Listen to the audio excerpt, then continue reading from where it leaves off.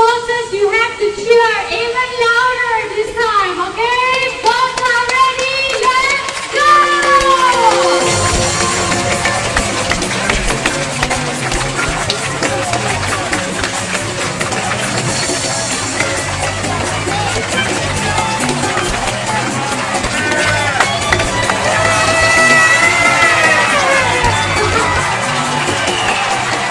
Morning is COKIE!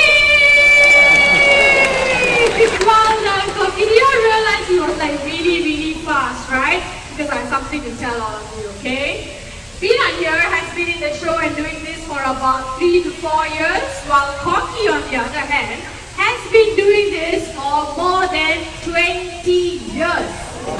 So, he's the expert here, and we all know Peanut here has tried his very best as well, right?